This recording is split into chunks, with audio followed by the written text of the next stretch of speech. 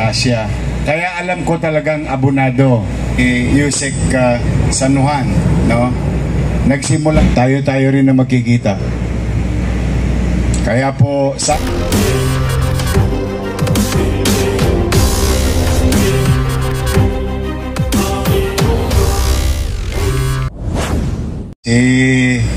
Mr. Jerry Acosar din, bago pa siya naging sekretaryo ng bansa, pinasyalan po ako sa City Hall,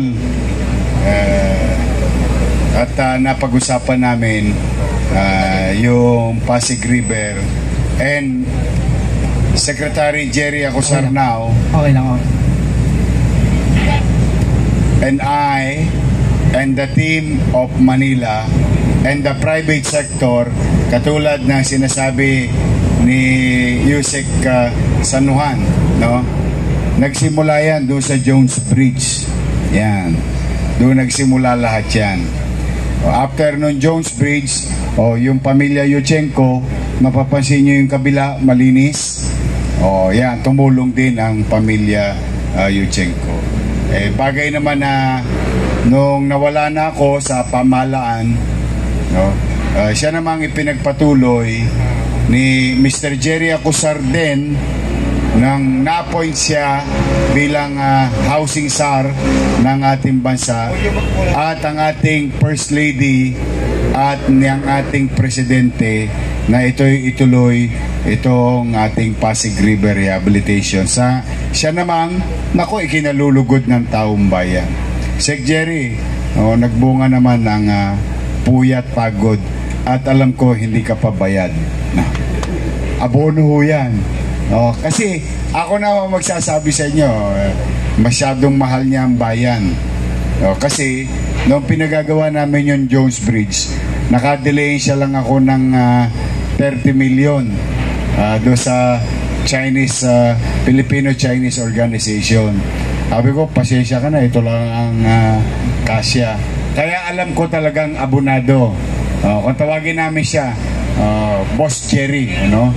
Pero mas kilala natin siya as Sec Jerry. Abonado yan sa Jones Bridge. Kaya hindi ako magtataka, abonado rin dito yan sa Esplanade.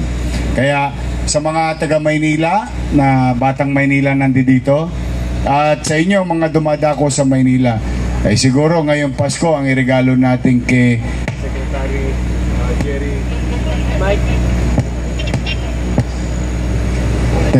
Ang iregalo man lang natin kay Sec Jerry, no? Pwede ba palakpakan natin si Sec Jerry Acosar? Siya yan. At inspired yan si First Lady Lisa Marcos Araneta. At siyempre, ang ating presidente rin na si Bongbong Marcos. Sila po nag-tatandem yan, nag-iisip.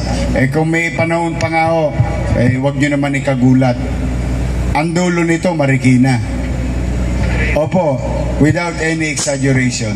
Ang master plan nito is from the Delta to Marikina, both side. Yan ang end game nito. Kaya lamang, siyempre, dahan-dahan lang, piyait-piyait lang. Kaya tama yung sinasabi ni Yusek San Juan, Prisco San Juan, na pag tumulong ang mga private sector, may mararating tayo. Meter by meter, inch by inch, kilometer by kilometer. So that the people, kami, lalo na, mga taga Maynila, at susunod dito yung San Juan, susunod Quezon City, and susunod at kung sino-sino pa along the Pasig River. This is, I think, if I'm not mistaken, it's a 28-kilometer riverside. Na sayang. Pag pumunta kayo sa abroad, bagay yung iba dito sa inyo, nakapunta na sa Singapore. Napakamahal, napakaganda, napaka-valuable sa buhay ng tao at sa ekonomiya, lahat ng development sa riverside. Kaya naman kami dito sa Maynila ay taus-pusong nagpapasalamat kay Secretary Jerry Acosar, sa MMDA, kay First Lady at kay Presidente, dahil meron kaming pasyalang ganito nang walang tosgas ang Maynila. Sagot ng national government. So rest assured, on behalf of the city government, to our national government partners, and through the leadership of our Director, Crystal Bagaching, sa aming tourism, ay pagbubutihin namin dito, Sec Jerry. Pagka natuloy na yung binilin mo this week, huwag kang mag-alala, lagi namin itong lilinisin at pangangalagaan ng inyong pamahalang lungsod ng Maynila. Sa atin naman mga kababayan nandito, Merry Christmas. Baka naman, wala pa kaming chicha, hindi pa kami kumakain, wala pa kaming tigil kanina pang umaga. We started at 6 a.m. But Merry Christmas. More than anything else, gusto ko lang ipaalala sa inyo yung itinagubilin sa atin, hindi naman tagubilin, paalala ng ating mga magulang o nakatatanda sa atin sa nakaraan, na yung diwa ng Pasko. And there are two things na lagi natin naririnig. Ewan ko kung narinig nyo rin sa magulang nyo at sa lolo't lola nyo. Ano sabi? Ang Pasko, ang diwa ng Pasko ay pagbibi. So, kung may sobra tayo, wala namang masama. Kung di naman kaya, okay lang. Pero yun ang unang diwa. Pero ang pinakamahalagang diwa, pangalawang diwa ng Pasko, ay pagmamahalan. Yan, kasama sa diwa ng Pasko. Tayo, alam po ninyo, lahat tayo nang gigigil sa ginawa ng ilang individual sa pamahalaan. Mayaman, middle class, mahirap, lahat.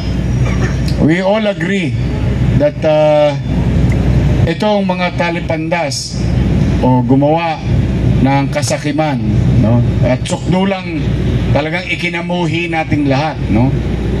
Dapat naman talagang managot.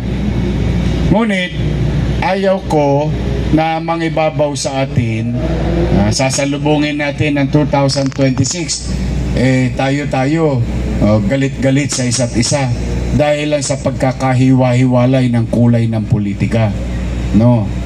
Yang pagkakahiwa-hiwalay yan, politiko lang o makikinabang dyan. At the end of the day, yung pagsasalin-salin, sila-sila lang yan, politiko lang yan. At the end of the day, yung kayo'y kinukulayan, ikaw ganito, ikaw ganyan, ikaw ganito, upang tayo'y maghiwa-hiwalay at kamuhian ng isa't isa. Hindi po. Ang dapat natin bigyan ng pagtuon ng pansin, yung mga nagkasala o gumawa ng masama sa bayan, papanagutin sa mata ng batas. Tayo naman mga Pilipino, let's move on with our lives. We must continue to support each other, love each other, care to each other. Yun dapat ang mangibabaw sa atin. We should not wish our government to fail. Huwag tayong makikinig do sa mga urot. Kasi yung mga urot, pag nagkaroon ng kaguluhan, lilipad lang yun sa abroad. Sino may iiwan? Tayo. Kawawa na naman tayo. Kaya huwag natin ipangibabaw yung toxicity. Malungkot yun nangyari. Hindi katanggap-tanggap. But we have to continue to believe that the system works for us. And we come together.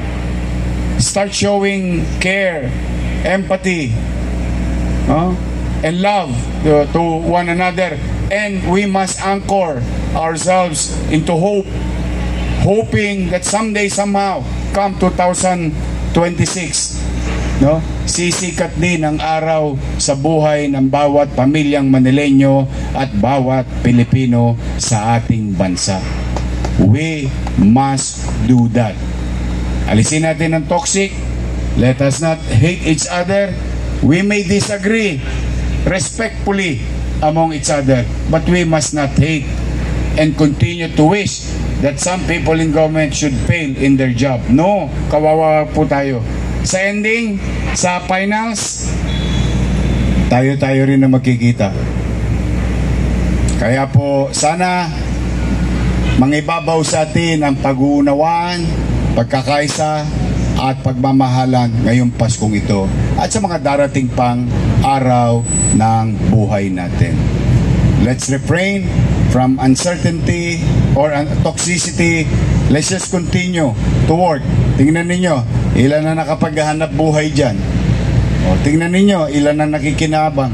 Tingnan ninyo, ilang mamamayan ang nalulugod sa mga gawaing pambayan ng pamahalaan. Huwag kayong mawalan ng pag-asa.